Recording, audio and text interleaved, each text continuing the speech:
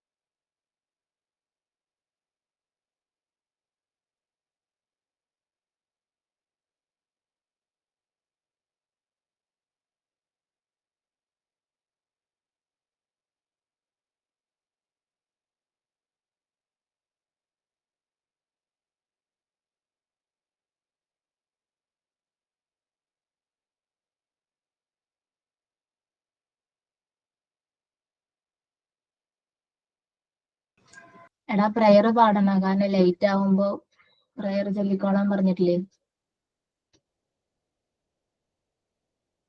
പക്ഷെ recording കാണിച്ചല്ലോ. Prayer ചൊല്ലി തുടങ്ങിക്കോളാൻ പറഞ്ഞിട്ടുണ്ട് കേട്ടോ. മിസ് ആരെങ്കിലും പ്രയർ ഉണ്ടെങ്കിൽ ചൊല്ലു. റസീദ സൈൻ ഇൻ പറയുവോ? കാര്യം പറയണോ? നോക്കട്ടെ. ഞാൻ പ്രിപ്പയർഡ് അല്ല, നോക്കട്ടോ. ഒരു പാട്ടാണെങ്കിലും മതിയടാ. Okay okay. Good morning ma'am. Good morning miss. Good morning. Please carry on. നിങ്ങൾ ചെയ്തോണ്ടിരിക്കുന്നോണ്ടാണ് ഞാൻ മ്യൂട്ടാക്കി വെച്ചത്. Please carry on. Go ahead. Okay ma'am, prayer ആണേ. I am Reshma from Trivandrum. Prayer.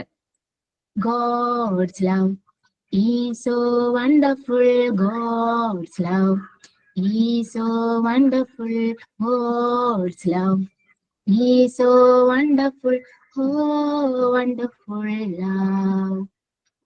So high, you can't get over it. So deep, you can't get under it. So wide, you can't get around it. Oh, wonderful love. Thank you, ma'am.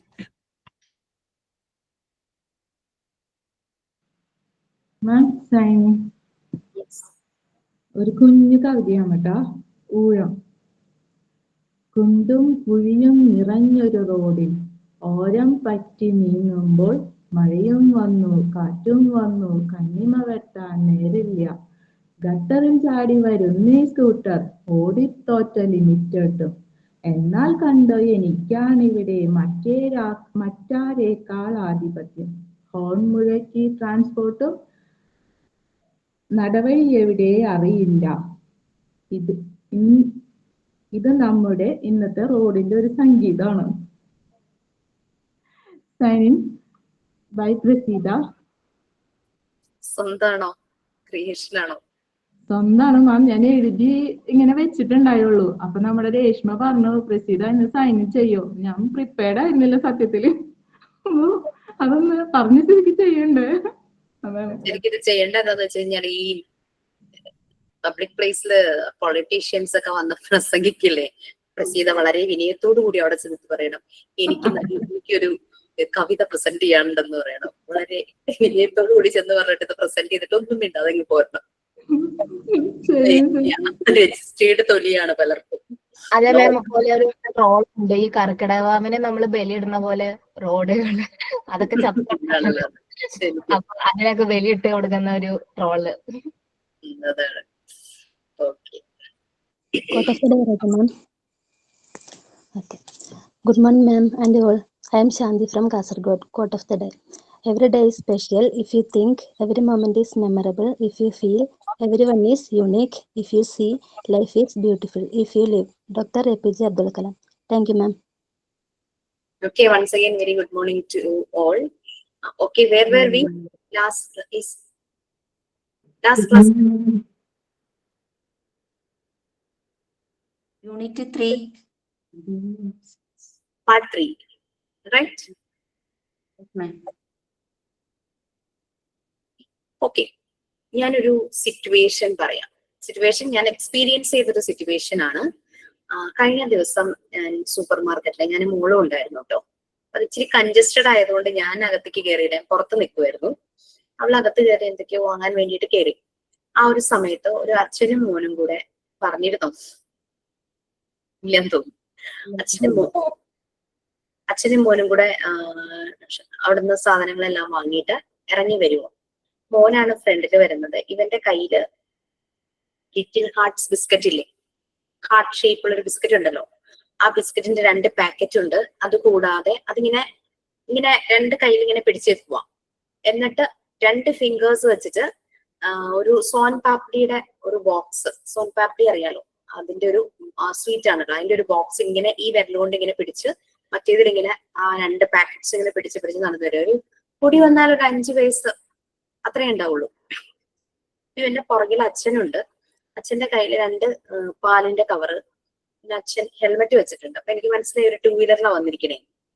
അപ്പൊ ഇവൻ ആ super മാർക്കറ്റിൽ നിന്ന് step out ചെയ്ത സമയത്ത് ഞാൻ നിൽക്കും, എന്റെ മുന്നിലായിട്ട് ഈ സോൻ പാപ്ഡിയുടെ പാക്കറ്റ് വീണു.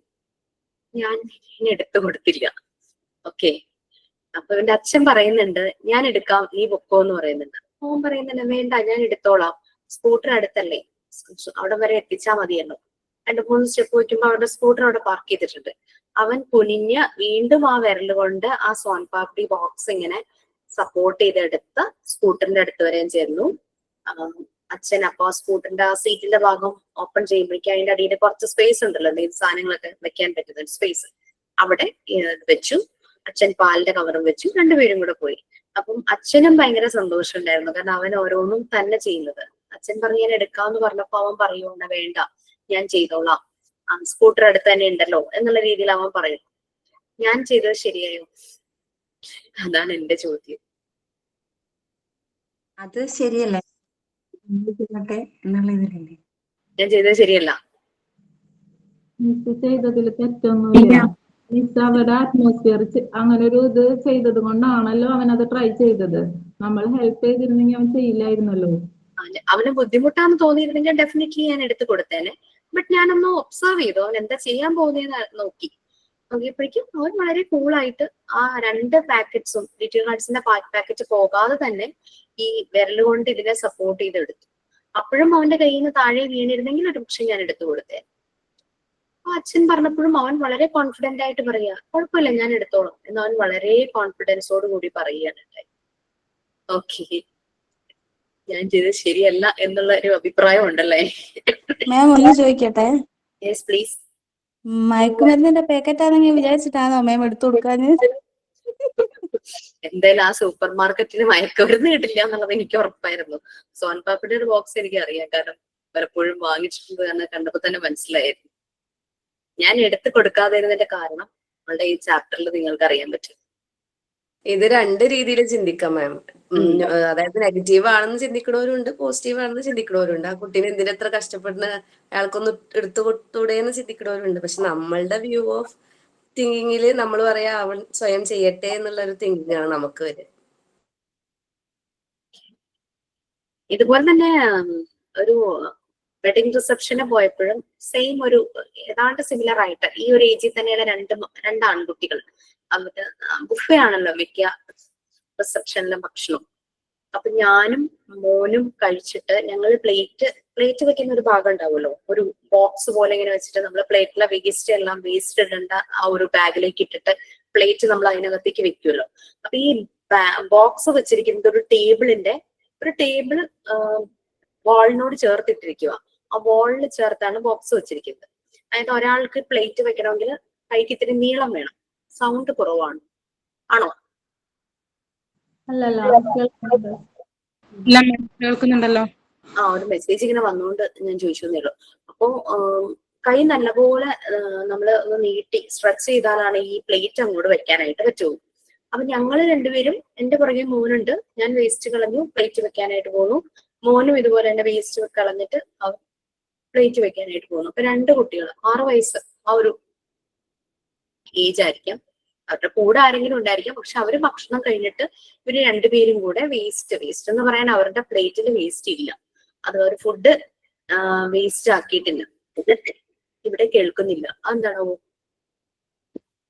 ഫുഡ് വേസ്റ്റ് ആക്കിയിട്ടില്ല. അവരുടെ അതിൽ ഇങ്ങനെ എന്താ കുറച്ചിങ്ങനെ മുളക്, അങ്ങനെ കറിവേപ്പില, അങ്ങനെ എന്തൊക്കെയൊക്കെ ഉള്ളൂ. വേറെ ഒന്നും അവരുടെ പ്ലേറ്റിലില്ല കളയാനായിട്ട്. അത് തന്നെ എനിക്ക് ഭയങ്കര സന്തോഷമായി. അവർ ആ ഇടുന്ന വേസ്റ്റും അതിൽ നല്ലപോലെ നീക്കിയിട്ടതിന് ശേഷം ഈ പ്ലേറ്റ് വയ്ക്കണമെങ്കിൽ അവർക്ക് അവരുടെ ടോസിൽ നിന്നൊന്ന് പൊങ്ങി കൈ ഇങ്ങനെ ഭയങ്കര വലിച്ചാലേ അവർക്ക് അവിടെ എത്തുള്ളൂ. ഞാൻ ഓൾറെഡി പ്ലേറ്റ് വെച്ച് കഴിഞ്ഞു. അപ്പോഴാണ് ഇവര് വന്നത്. അപ്പൊ ഞാനൊന്ന് നിന്നു, അവരെ ഹെൽപ്പ് ചെയ്യണോ എന്നറിയാൻ വേണ്ടിയിട്ട് ഞാനൊന്ന് നിന്നപ്പോഴേക്കും അവര് മാക്സിമം അവരുടെ സ്ട്രെയിൻ എടുത്ത് ആ കാലിങ്ങനെ ആ ടോസിലിങ്ങനെ നിന്ന് കൈ നീട്ടി ആ പ്ലേറ്റ് അവിടെ വെച്ചു. അത് കഴിഞ്ഞിട്ട് ഇവരുടെ പുറകെ ഞാൻ പോവാണ് കൈ വാഷ് ചെയ്യുന്ന സ്ഥലത്തേക്ക്. അവിടെ ചെന്നപ്പോ വളരെ വെള്ളം കുറച്ചെടുത്ത് കയ്യിലെ ആ ഫുഡിന്റെ അവശിഷ്ടങ്ങളെല്ലാം കളഞ്ഞിട്ട് ടാപ്പ് ഓഫ് ചെയ്തിട്ടാണ് ഇത് ചെയ്യുന്നത്. എന്നിട്ട് ഈ എന്താ പറയാ ലിക്വിഡ് വാഷ് അല്പം എടുത്ത് കൈ നല്ലപോലെ റബ്ബ് ചെയ്ത് കഴുകി കൈയും വായും ഒക്കെ കഴുകി അവര് പോകുന്നത് ഞാനിങ്ങനെ കണ്ടു. ഓക്കെ, അപ്പൊ അതും എനിക്ക് ഭയങ്കര സന്തോഷമായി. ശരിക്കും പറഞ്ഞു കഴിഞ്ഞാൽ കുട്ടികളൊക്കെ ഇങ്ങനെ വളരെ ഇൻഡിപെൻഡന്റ് ആയിട്ട് ഓരോ കാര്യങ്ങളും ചെയ്യും. Okay, back to our lesson. ഇതൊക്കെ തന്നെയാണ് നമ്മുടെ ലെസണിൽ പറയുന്ന കാര്യങ്ങള്. Okay,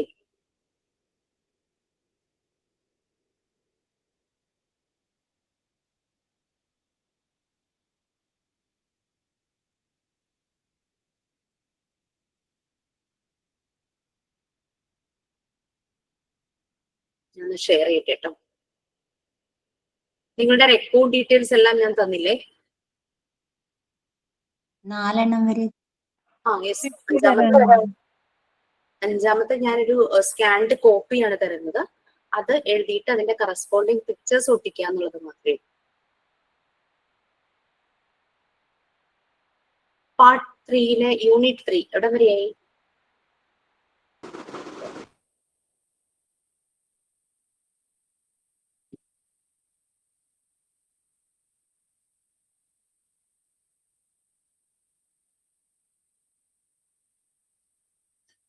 second paragraph.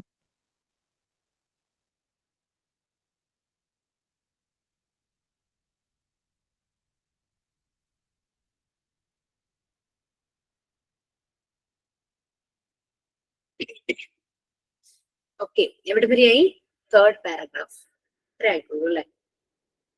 പാരഗ്രാഫാണ്. മാം, യെസ്, ഞാനൊന്ന് വീഡിയോ ഓൺ ആയിക്കോട്ടെ? ഓണാക്കൂ പ്ലീസ്. ഞാൻ ക്ലാസ്സിലാ മാം, ട്രെയിനിങ്ങിന്റെ. പിങ്ക് ടവർ എടുക്കുന്നുള്ളത്, പിങ്ക് ടവർ പിള്ളേർക്ക് കാണിച്ചിട്ട് എടുക്കുന്നത്. ഇതെന്താണ്?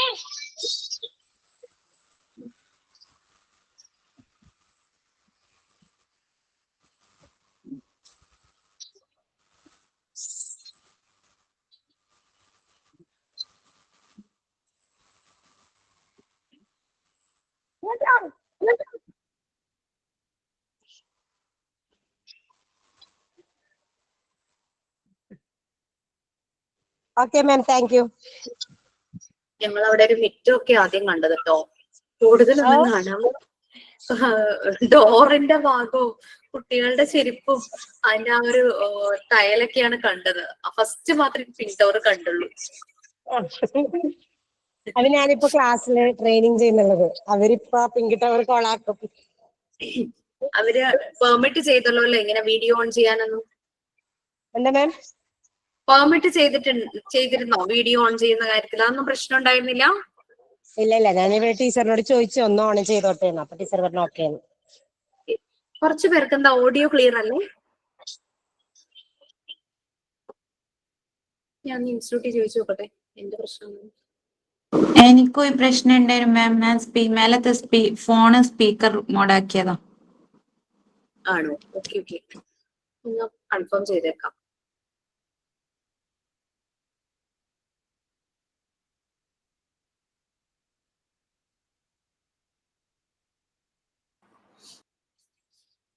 ഓക്കെ, ഞാൻ ആ വീഡിയോ ഓൺ ചെയ്യാന്ന് പറഞ്ഞപ്പോഴേക്കും ഞാൻ പ്രസന്റ് ചെയ്തത് അങ്ങ് മാറ്റി. അപ്പൊ അത്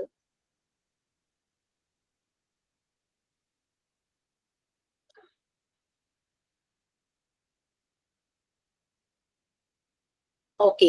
സോ നമ്മള് ലോ ഓഫ് നാച്ചുറൽ ഡെവലപ്മെന്റ് ആണ് പറഞ്ഞത്. നമ്മൾ പറഞ്ഞു ജനിക്കുമ്പോൾ തന്നെ കുട്ടികൾ ഇൻകേപ്പബിൾ ആണ് compared to animal babies. Human babies incapable ആണ് compared to animal babies. Animal ബേബീസിന് ആ ഒരു ഇൻസ്റ്റിങ്ക്റ്റ്, അവരുടെ ഇൻബോൺ ആയിട്ടൊരു ഇൻസ്റ്റിങ്ക്റ്റ് ഉണ്ട്, അത് പെട്ടെന്ന് തന്നെ ഡെവലപ്പ് ആകും. അതേസമയം ഹ്യൂമൻ ബേബീസിന് ആ ഇൻസ്റ്റിങ്ക്റ്റ് അവരുടെ ഉള്ളിലുണ്ട്, ആ ഒരു പൊട്ടൻഷ്യൽ എന്നുള്ള രൂപത്തിലാണ് അവരുടെ ഉള്ളിലുള്ളത്. ആ പൊട്ടൻഷ്യൽ ഉണ്ട്, പക്ഷേ അത് ഡെവലപ്പ് ആകാനായിട്ട് സമയമെടുക്കും. ആ ഡെവലപ്മെന്റിന് അവർക്ക് സെർട്ടൺ കണ്ടീഷൻസ് ഉണ്ടെങ്കിൽ മാത്രമാണ് ആ ഡെവലപ്മെന്റ് പോസിബിൾ ആവുകയും ചെയ്യും. ഓക്കെ, അപ്പൊ പറഞ്ഞ രണ്ട് സിറ്റുവേഷനിലെ കുട്ടികൾ ആ ഒരു ഡെവലപ്മെന്റ് സ്റ്റേജിലൂടെ കടന്നു പോയത് കൊണ്ടാണ് അവർക്ക് തന്നെ ആ ഒരു പ്രായത്തിൽ ആ കാര്യങ്ങൾ വളരെ പെർഫെക്റ്റ് ആയിട്ട് ചെയ്യാനായിട്ട് പറ്റിയത്. അതേസമയം ചെറുപ്പത്തിൽ തന്നെ അവരെ എല്ലാം ചെയ്തു കൊടുക്കാനായിട്ട് അവരുടെ കെയർ ഗീവർ, മേ ബി അമ്മയായിരിക്കാം, ഗ്രാൻഡ് പാരന്റ്സ് ആരെങ്കിലും ആയിരിക്കാം, ആരാന്ന് വെച്ച് കഴിഞ്ഞാൽ ഒരു കെയർ ഗീവർ ഉണ്ട്, എല്ലാം അവർക്ക് സ്പൂൺ ഫീഡിങ് പോലെ എല്ലാ കാര്യങ്ങളും ചെയ്തു കൊടുക്കുവാണെങ്കിൽ they won't develop. അങ്ങനെ കൊടുക്കാത്ത കുട്ടികളെയാണ് ഞാൻ കഴിഞ്ഞ ദിവസം ആ രണ്ട് സിറ്റുവേഷനിലും കണ്ടത്. കൈ കഴുകാൻ അറിയണ്ടാവില്ല, ഡ്രസ്സ് ചെയ്യാൻ തന്നെ അറിയില്ല, ഭക്ഷണം കഴിക്കാൻ തന്നെ അറിയില്ല, ഒരു ഏജ് കഴിയുമ്പോൾ ടോയ്ലറ്റ് പ്രോപ്പറായിട്ട് യൂസ് ചെയ്യാൻ അറിയില്ല. ഇതെല്ലാം ട്രെയിൻ ചെയ്യേണ്ട ഒരു സമയമുണ്ട്. ആ സമയത്ത് ചെയ്തു കൊടുക്കുമ്പോൾ അവരുടെ ഉള്ളിലുള്ള പൊട്ടൻഷ്യൽ ഓൾറെഡി ഉണ്ട്, അവർക്ക് ഇത് ചെയ്യാനുള്ള പൊട്ടൻഷ്യൽ ഓൾറെഡി ഉണ്ട്. പക്ഷെ അതിന് ചില സാഹചര്യങ്ങൾ വന്നാൽ മാത്രം. എങ്ങനെയുള്ള സാഹചര്യങ്ങളാണ്? അവരുടെ സറൗണ്ടിങ്സ്, അവരുടെ എൻവയോൺമെന്റ്, അവർ ജീവിക്കുന്ന എൻവയോൺമെന്റ്, വീടായാലും സ്കൂളായാലും എവിടെയാണെങ്കിലും ആ എൻവയോൺമെന്റ് ആ ഒരു രീതിയിൽ പ്രിപ്പയർഡ് ആയിരിക്കണം. പിന്നെ അവർക്ക് ഫ്രീഡം, അവരെന്തെങ്കിലും ചെയ്യാനായിട്ട് മുന്നോട്ട് വന്നാൽ ഈ അമ്മമാര് അല്ലെങ്കിൽ കെയർ ഗീവേഴ്സ് തടയും. നീ ചെയ്യണ്ട, നീ ചെയ്താൽ ഒന്നും ശരിയാവില്ല എന്നൊരു കമന്റ് ആയിരിക്കും. എല്ലാം അവിടെ നാശമാക്കിയിടും. ഗ്ലാസ്സിലെടുത്ത് വെള്ളം കുടിക്കാനായിട്ട് പോകുമ്പോഴേക്കും ഞാൻ എടുത്തു തരാമെന്ന് വായിലേക്ക് ഒഴിച്ചു കൊടുക്കും. കാരണം വെള്ളം മുഴുവൻ അവിടെ വീഴും. ഇതൊക്കെയാണ് അവർ കേട്ട് വളരുന്നത്. അപ്പൊ അവരുടെ ഉള്ളിൽ തന്നെ ആ ഒരു ഫീലാണ്, yes I am not good, ഞാൻ ചെയ്തു കഴിഞ്ഞാൽ അതൊന്നും ശരിയാവില്ല, ഞാൻ ചെയ്തു കഴിഞ്ഞാൽ എങ്ങനെയെങ്കിലും അതൊക്കെ നാശം. ആ ഒരു ഇത് അവർ ചെറുപ്പം തുടങ്ങി കേട്ടുകൊണ്ടിരിക്കും, അവര് തന്നെ ചെയ്യില്ല. സോ ഈ ഒരു പൊട്ടൻഷ്യൽ, തന്നെ ചെയ്യാനായിട്ടുള്ള പൊട്ടൻഷ്യൽ ഇവരുടെ ഉള്ളിൽ ജനിക്കുമ്പോൾ തന്നെ ഉണ്ട്, പക്ഷെ അത് ഡെവലപ്പ് ആയിട്ടില്ല. അതുകൊണ്ടാണ് മറിയ മോണ്ടിസോറി കുട്ടികളുടെ മനസ്സിനെ, ഇപ്പൊ മൈൻഡ് റിലേറ്റഡ് ആണ് ഈ ഡെവലപ്മെന്റിന്. കാരണം ഉള്ളിൽ നിന്ന് ഇവരെ പുഷ് ചെയ്യണം, ഡു ദിസ് എന്ന് പറഞ്ഞിട്ട് ആ ഒരു പൊട്ടൻഷ്യൽ ഇവരെ പുഷ് ചെയ്തുകൊണ്ടേയിരിക്കണം. മൈൻഡ് ഡെവലപ്ഡ് ആയിട്ടില്ല. അതുകൊണ്ടാണ് മറിയ മോണ്ടിസോറി അതിനെ സ്പിരിച്വൽ എംബ്രിയോ എന്ന് പറഞ്ഞത്.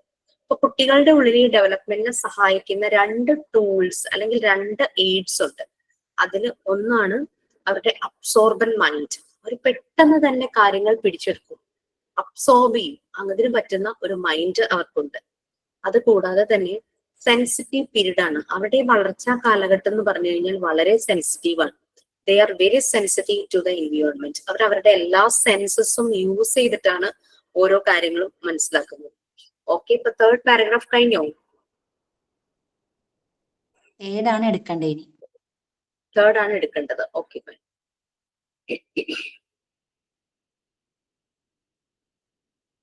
ഓക്കെ. തേർഡ് പാരഗ്രാഫ് ഒരു ഫ്ലോ ഡയഗ്രാം പോലെ ഉണ്ട്, ഒരു ഡയഗ്രാം ചൈൽഡ് ഡെവലപ്മെന്റിന്റെ. ആ ഡയഗ്രത്തിന് തൊട്ട് മുമ്പ് ഓൺ എർത്ത്, അവിടെ വരെ ആരെങ്കിലും ഒന്ന് റീഡ് ചെയ്യാമോ?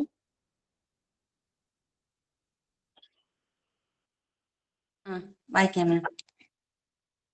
For the child to self-build himself, she concluded that the child must possess within a predetermined psychic pattern, which is not visible at birth. She referred to them as the spiritual embryo. Montessori believed that for the psychic pattern to reveal itself, two conditions must be fulfilled. First, surroundings. He needs to collaborate with his environment to understand or come to terms with the limit of his universe. Second, he needs freedom to reveal himself. If these two conditions are absent, the psychic life of the child will not reach its potential and his personality will be stunted. Therefore, the child must also develop a sensitive period and an absorbent mind. ഇത്രയാണോ മാം ഉദ്ദേശിച്ചത്? Next വായിക്കണം. Next ചെറിയ 2-3 sentence അല്ലേ ഉള്ളൂ, അതും കൂടെ ഒന്ന് വായിക്കാം. Montessori described this spiritual embryo or the predetermined psychic pattern as a set of laws, the laws of natural development. These are the inborn powers which make the helpless human babies into the most powerful species on earth. Species on earth. Species on earth. നമ്മൾ already yes thank you. നമ്മൾ already പറഞ്ഞു self build, അവനവനെ തന്നെ build ചെയ്യാൻ, develop ചെയ്യാൻ കുട്ടികൾക്ക് ഒരു pre determined psychic pattern ഉണ്ട്. അത് ജനിക്കുമ്പോ തന്നെ ഇല്ല, പക്ഷെ അനിമൽ ബേബീസിൽ അതുണ്ട്. അതുകൊണ്ടാണ് അവർ പെട്ടെന്ന് തന്നെ ഇൻഡിപെൻഡന്റ് ആയി മാറുന്നത്. കുട്ടികൾക്ക് അത് വളരെ പതുക്കെയാണ് ഡെവലപ്പായി വരുള്ളൂ. അതുകൊണ്ടാണ് മറിയ മോണ്ടിസോറി അതിനെ അവരുടെ ആ ഒരു സൈക്കിക് പാറ്റേൺ, അവരുടെ മെന്റൽ സ്റ്റാറ്റസ് അല്ലാതെ മൈൻഡിന്റെ ആ ഒരു കണ്ടീഷനെ സ്പിരിച്വൽ എംബ്രിയോ എന്ന് പറയുന്നത്. അപ്പൊ ഇത് പുറത്തേക്ക് വന്ന് റിവീൽ ആകാനായിട്ട് 2 കണ്ടീഷൻസ് നെസസറി ആണ്. നമ്മൾ ഓൾറെഡി പറഞ്ഞു. ആ ഒരു എൻവയോൺമെന്റ് അവന് ഫ്രീ ആയിട്ട്, പിന്നെ അതുപോലെ തന്നെ ഫ്രീ ആയിട്ട് ആ എൻവയോൺമെന്റിൽ പല കാര്യങ്ങളും ചെയ്യാനായിട്ട് പറ്റണം. ആ എൻവയോൺമെന്റുമായിട്ട് കണക്റ്റഡ് ആകണം, നേച്ചറുമായിട്ട് കണക്റ്റഡ് ആകണം. തടസ്സങ്ങളൊന്നും വരരുത്. ആ ഒരു രീതിയിൽ എൻവയോൺമെന്റുമായിട്ട് കണക്റ്റഡ് ആവണം. ചില പാരന്റ്സ് കുട്ടികളെ വീടിനകത്ത് വച്ച് വളർത്തുന്നതായിട്ട് കാണാം. ഞാൻ കഴിഞ്ഞ ഒരു മൂവി കണ്ടപ്പോൾ നിങ്ങളോട് അത് ഷെയർ ചെയ്തിട്ടുണ്ടായിരുന്നു. ആസിഫലിയുടെ ഒരു മൂവി സർക്കിട്ട്. കുട്ടിക്ക് ADHD പ്രോബ്ലം ഉണ്ടെന്നും പറഞ്ഞ് പാരന്റ്സ് കുട്ടിയെ ജോലിക്ക് പോകുന്നു. ഗൾഫിലാണ്, ഷാർജയിലാണ്. ജോലിക്ക് പോകുന്ന സമയത്ത് കുട്ടിയെ റൂമിനകത്ത് അടച്ചിട്ടിട്ടാണ് പോകുന്നത്. അപ്പൊ അമ്മ നേഴ്സാണ്, അമ്മയ്ക്ക് പലപ്പോഴും നൈറ്റ് ഡ്യൂട്ടി വരാറുണ്ട്. അച്ഛനും ഒരു ബാങ്കിൽ ജോലി ചെയ്യുന്നു. ആൾക്കും അതിൻ്റെതായ തിരക്കുകളുണ്ട്. അമ്മ ഈവനിങ് ഡ്യൂട്ടി പോകുന്ന സമയത്ത് കുട്ടിയെ പൂട്ടി ഷൂറ്റിനകത്ത് ഇട്ട് വെക്കും. അമ്മ പോയി കുറച്ച് കഴിയുമ്പോഴായിരിക്കും അച്ഛൻ വരുന്നത്. മേ ബി 7, 8 ആ ഒരു രാത്രി ആ ഒരു ടൈമില് വന്നതിന് ശേഷം ഈ കീ എടുത്തിട്ട് തുറന്നിട്ടാണ് അങ്ങനെ കുട്ടി. പക്ഷെ അപ്പൊ അച്ഛൻ ജോലിയുടെ സ്ട്രെസ്സും സ്ട്രെയിനും നല്ലതുണ്ട്. കുട്ടിയാണെങ്കിൽ എപ്പോഴും ഇങ്ങനെ ഭയങ്കര ഹൈപ്പർ ആക്റ്റീവാ. ഭക്ഷണം കൊടുക്കുമ്പോഴൊക്കെ ഇവന് ഡൈനിങ് ടേബിളിന്റെ മുകളിൽ കയറി നിന്ന് ഡാൻസ് കളിക്കും, അതും ഇതും ഒക്കെ ചെയ്യും. അങ്ങനെ ഓരോരോ കാര്യങ്ങളൊക്കെ ചെയ്യും. അങ്ങനെ ഒരു ക്യാരക്ടർ ആയത് കാരണം ഇവനെ സ്കൂളിൽ വിടുന്നില്ല. സ്കൂളിൽ വിട്ടപ്പോ ടീച്ചർമാര് പറഞ്ഞു ഇവന് ഐക്യുവിനൊന്നും പ്രശ്നമില്ല, അവൻ ഹൈപ്പർ ആക്റ്റീവ് ആണ്. ഇവൻ സ്കൂളുകാർ നല്ല സപ്പോർട്ടായിരുന്നു. പക്ഷെ പാരന്റ്സ് കൺവിൻസ്ഡ് ആകുന്നില്ല. കുട്ടിക്ക് ഇങ്ങനെ ഒരു ഹൈപ്പർ ആക്റ്റീവ് പ്രോബ്ലം ഉണ്ട്, ADHD പ്രോബ്ലം ഉണ്ട്. അതുകൊണ്ട് അവൻ ഒരു ഷാഡോ ടീച്ചറിനെ ഏർപ്പാടാക്കി നിങ്ങൾ കൊണ്ടുവന്നാൽ മതിയെന്ന് സ്കൂളുകാർ പറയുന്നുണ്ട്. പക്ഷെ പാരന്റ്സ് അത് ഒട്ടും കൺവിൻസ്ഡ് ആകുന്നില്ല. അവന്റെ അമ്മ പിന്നെയും ഒരു അയഞ്ഞു നിൽക്കും അത് ചെയ്യാന്നുള്ള രീതിയിൽ. പക്ഷെ അച്ഛൻ സമ്മതിക്കില്ല. ആ ഒരു രീതിയിലാണ് കുട്ടിയുടെ ഇത് കാണുന്നത്. പിന്നെ ആസിഫ് അലിയുമായിട്ടൊരു ആക്സിഡന്റലി കുട്ടി മീറ്റ് ചെയ്യുന്നതും അവര് തമ്മിൽ പുറത്തു പോകുന്നതും, പുറത്തു പോകേണ്ടതായിട്ട് ഒരു സാഹചര്യം വന്നു, വേറൊരു നിവൃത്തി ഇല്ലാത്ത കാരണം. അപ്പൊ ഞാൻ പറയത്തേന് സ്പോയിലർ ആകണ്ടെന്ന് വെച്ചിട്ടാണ്. കാണുവാണെങ്കിൽ കാണും. അങ്ങനെ പുറം ലോകം കണ്ടു കഴിയുമ്പോൾ ആ കുട്ടിക്ക് ഉണ്ടാകുന്ന മാറ്റം, അവന്റെ ആ ഒരു ADHDയുടെ പ്രോബ്ലം തന്നെ വളരെ കുറയുന്നു. നല്ലൊരു എഫക്റ്റ് ആണ്. അവൻ എൻവയോൺമെന്റുമായിട്ട് കണക്ട് ചെയ്തു. അവൻ ആകാശം കണ്ടിട്ടില്ല, അവൻ ആകാശം കാണുന്നു, നക്ഷത്രങ്ങളെ കാണുന്നു. അങ്ങനെ. അതാണ് പാരന്റ്സ് റെക്കഗ്നൈസ് ചെയ്യണം. യെസ്. അപ്പൊ അങ്ങനെ ഒരു മൂവി കണ്ടു. നല്ലൊരു മൂവിയാണ് സർക്കിട്ട്. കാണാൻ പറ്റുന്നതിനെ കാണാൻ. വലിയ ഗ്ലാമറസ് അങ്ങനത്തെ ഭയങ്കര എന്റർടൈനർ ഒന്നുമല്ല. പക്ഷെ നമുക്ക് എന്തോ മനസ്സിൽ നമുക്ക് എത്രയോ കുട്ടികൾ അങ്ങനെ ഉണ്ടാകും, നമുക്ക് ആ ഒരു ഫീല് വരും. ഞാൻ പോകുന്ന സ്കൂളിൽ ഈ ADHD പ്രോബ്ലം ഉള്ള ഒരു കുട്ടിയുണ്ട്. ചില സമയത്ത് തന്നക്കിരുന്ന് ഇങ്ങനെ ചിരിക്കും, ചില സമയത്ത് ഭയങ്കര ബഹളായിരിക്കും. അയ്യോ അമ്മേന്നൊക്കെ വിളിച്ചങ്ങോട്ട് കരയും. അപ്പൊ നമ്മൾ വിചാരിക്കും ആൾക്കാര് കണ്ടാ എന്താ നമുക്ക് തോന്നുന്നത് വിചാരിക്കും.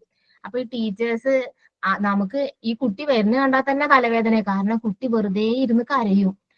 കരയുമ്പോ നമുക്ക് ഒരു ഇറിറ്റേഷൻ ആണല്ലോ, ഇങ്ങനെ കണ്ടിന്യൂസ് ആയിട്ട് കരയും. എങ്ങനെ സമാധാനിപ്പിച്ചാലും കുട്ടി കരച്ചില് നിർത്തില്ല.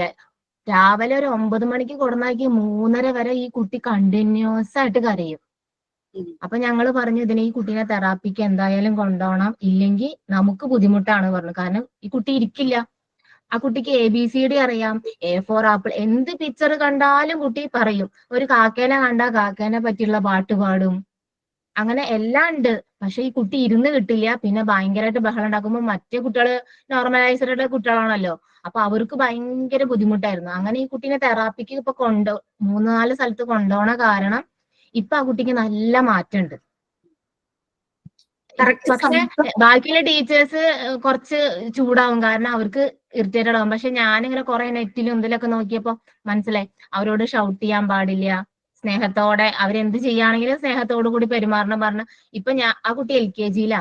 ആ കുട്ടി ഇപ്പൊ എനിക്ക് തോന്നുന്നു 4-5-6 വയസ്സൊക്കെ ആയിണ്ട് തോന്നുന്നു. കാരണം മുൻപ് എവിടെയോ പഠിച്ചിട്ടുണ്ട് എന്ന് പറയണു. അവിടുന്ന് അവര് പറ്റാതെ വേറെ സ്കൂളിലേക്ക് കൊണ്ടുപോയിക്കോളാൻ പറഞ്ഞതാ തോന്നുന്നു.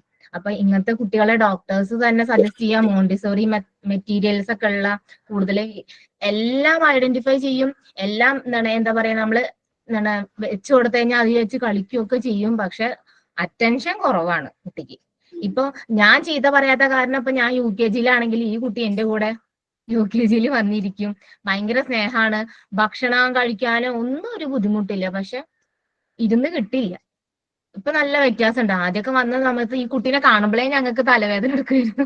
ഞങ്ങൾ പറയും എന്തിനാ ഈ കുട്ടി ഇങ്ങോട്ട് വന്നതെന്ന് ഞങ്ങൾ പറയുന്നു. പക്ഷെ ഇപ്പൊ നല്ല 3-4 സ്ഥലത്തെ തെറാപ്പിക്ക് കൊണ്ടുപോകണ കാരണം നല്ല വ്യത്യാസമുണ്ട്. നല്ലൊരു മോനെ എന്ത് കഴിഞ്ഞാലും ഐഡന്റിഫിക്കേഷൻ ഉണ്ട്. എന്ത് തന്നെ ഞങ്ങൾ പറയും, നിങ്ങൾ നല്ല പാരന്റ്സിന് ബുദ്ധിമുട്ട്, ഈ കുട്ടിക്ക് ഈ പ്രശ്നം ഉണ്ടെന്ന് പാരന്റ്സ് മറച്ചു വെച്ച് നമ്മുടെ അടുത്ത് ജോയിൻ ചെയ്യുമ്പോ തെറാപ്പിക്ക് കൊണ്ടുപോയില്ല. അവസാനം നമ്മള് പക്ഷെ ഈ ഇന്റർവ്യൂവിന് അല്ലെങ്കിൽ ഈ അഡ്മിഷൻ എടുക്കുന്ന സമയത്തൊക്കെ ഈ കുട്ടി പാരന്റ്സ് പറയുന്നത് അതേപോലെ അനുസരിക്കായിരുന്നു അത്രേ.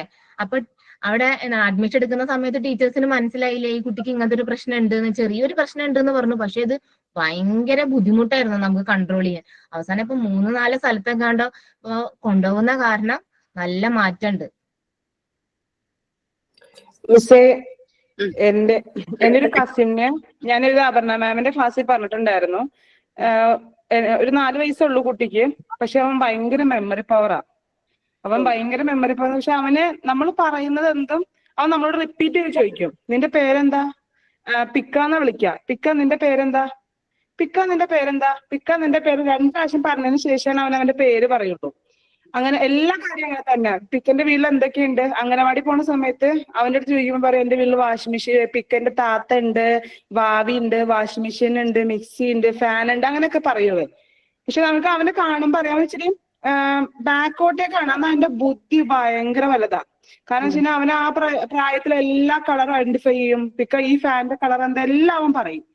അപ്പം ഇങ്ങനെ അപർണ മാമിന്റെ ക്ലാസ്സിൽ പറഞ്ഞപ്പോ അപർണ മാം പറഞ്ഞു അങ്ങനെ ഉണ്ടെങ്കിൽ ഏതെങ്കിലും ഡോക്ടറെ ഒന്ന് കൊണ്ടുപോയി. അന്ന് അവന് അംഗനവാടി പോകണുള്ളൂ. പക്ഷെ ഈ പാരന്റ്സ് ഉള്ള കാരണം അംഗനവാടിയിൽ വിടില്ല. അവൻ പോകണില്ലാന്ന് പറഞ്ഞു കഴിഞ്ഞാൽ അവള് പഠിക്കാൻ പോവാ.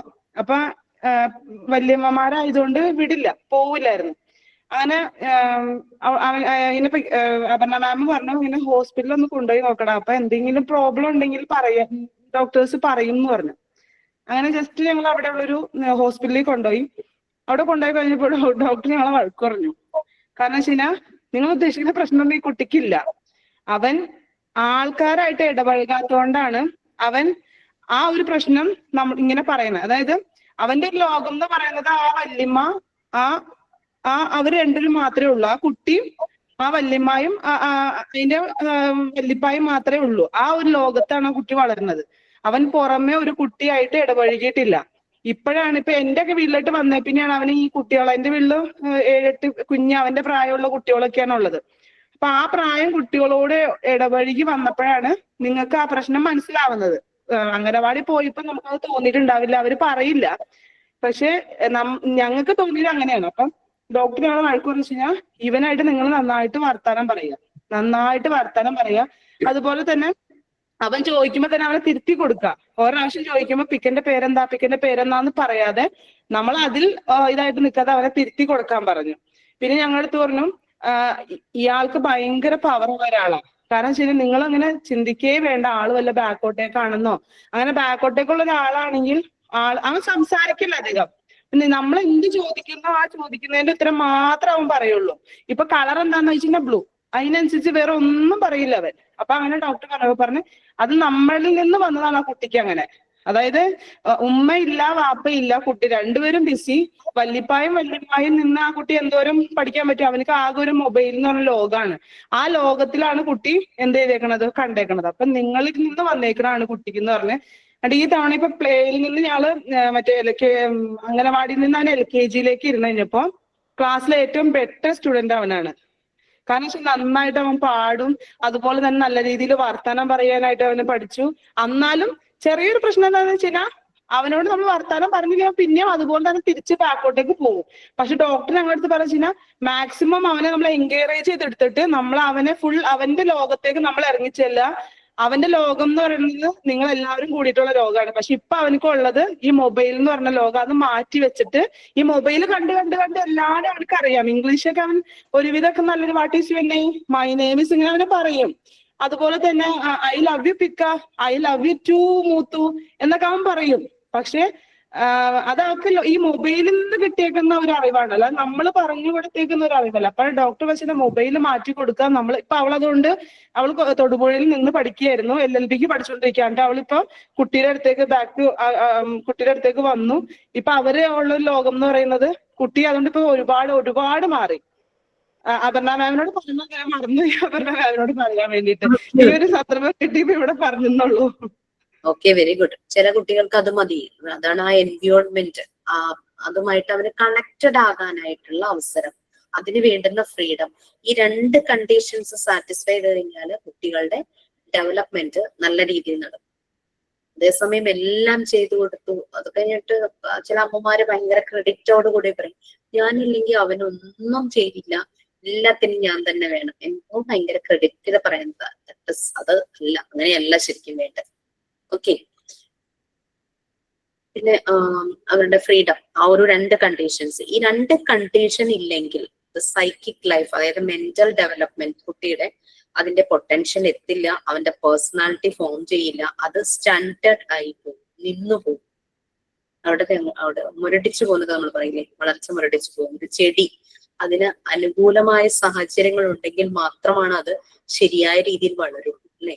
ശരിയായ രീതിയിലുള്ള വെള്ളം, വെളിച്ചം എല്ലാം അതിന് കിട്ടണം. എന്നാൽ മാത്രമാണ് ആ ചെടി നല്ല രീതിയിൽ വളർന്ന് അതിന് ഫ്രൂട്ട്സ് ഉള്ളതാണെങ്കിൽ ആ ഫ്രൂട്ട്സ് കിട്ടും.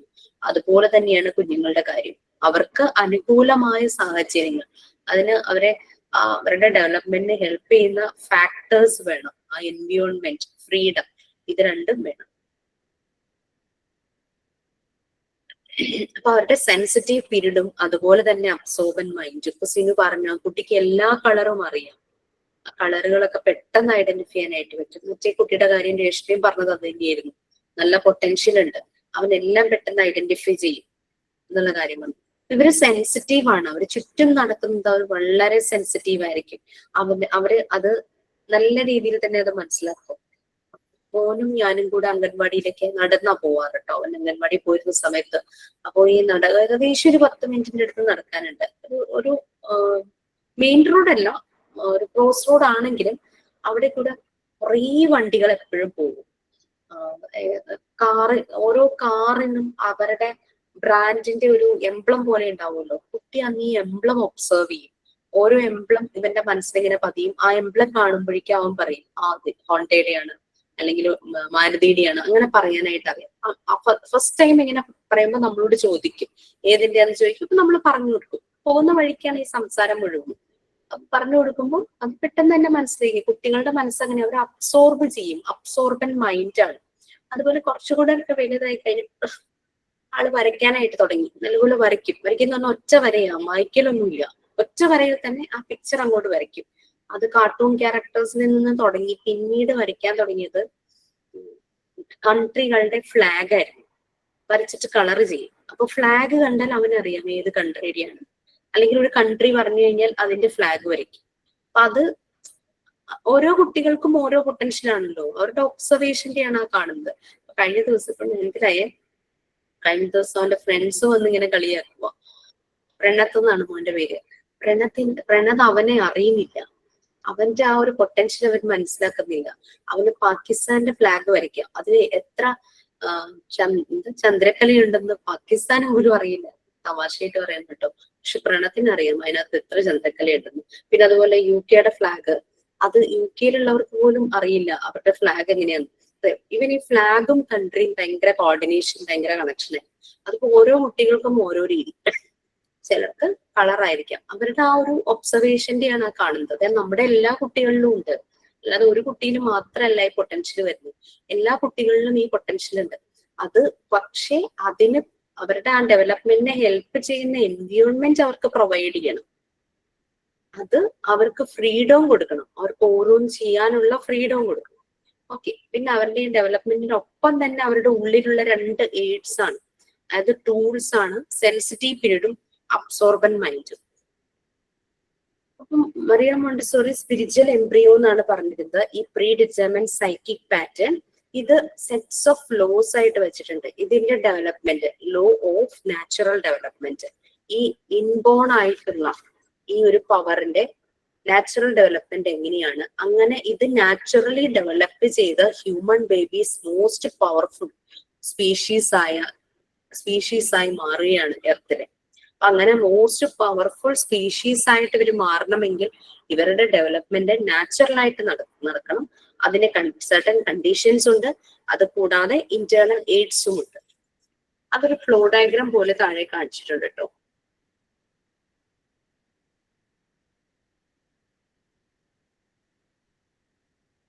നിങ്ങളുടെ കയ്യിലുള്ള നോട്ടിൽ ചിലപ്പോൾ അത് അത്ര ക്ലിയർ ആയിരിക്കില്ല.